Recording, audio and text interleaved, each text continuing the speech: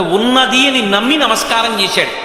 నమస్కారం చేసినందుకు ఆవిడ ఏం చేసిందంటే ఇళ్ళు ఇచ్చింది, వాహనాలు ఇచ్చింది, ఐశ్వర్యం ఇచ్చింది, ఇన్ని ఇచ్చింది. ఇన్ని ఇచ్చి అనాయాసేన మరణం వినా దైన్యేన జీవితం కాదు, బాధపడి శరీరం విడిచిపెట్టకూడదు. అనాయాసంగా శరీరం నుంచి విడిపడిపోయాడు. విడిపోయిన తర్వాత అయ్యో వీడి జీవుడు మామూలుగా ప్రయాణం చెయ్యడం ఏమిటని నారాయణుణ్ణి చెయ్యి పట్టుకుని గరుత్మంత వాహనం మీద వచ్చింది. వస్తే నారాయణుడు చెయ్యెత్తి పైకెత్తి గరుత్మంత వాహనం మీద కూర్చోబెట్టుకుని తీసుకెడుతున్నాడు. తీసుకెడుతుంటే ఈయన స్వామి మీరు కనపడుతున్నారు అమ్మేది అని అడిగాడు. ఏమయ్యా నువ్వు ఎప్పుడో ఒకసారి ఆవిడ ఉన్నది అని నమ్మి ఇలా అన్నావుట, ఇంత కష్టపడి నమ్మి నువ్వు ఒక్క నమస్కారం చేశావే, ఆవిడేమిచ్చింది నీకు? ఉన్ననాళ్ళు ఐశ్వర్యం ఇచ్చింది, పుత్రపౌత్రులు ఇచ్చింది, గుర్రాలు ఇచ్చింది, ఏనుగులు ఇచ్చింది, గొర్రెలు ఇచ్చింది, మేకలు ఇచ్చింది, ఐశ్వర్యం ఇచ్చింది, సంపత్తిని ఇచ్చింది, దీర్ఘాయుద్ధాయం ఇచ్చింది, ఆరోగ్యం నన్ను తీసుకొచ్చింది, చెయ్యి పట్టుకుని పైకెత్తించింది, గరుత్మంత వాహనం మీద ఎక్కించింది.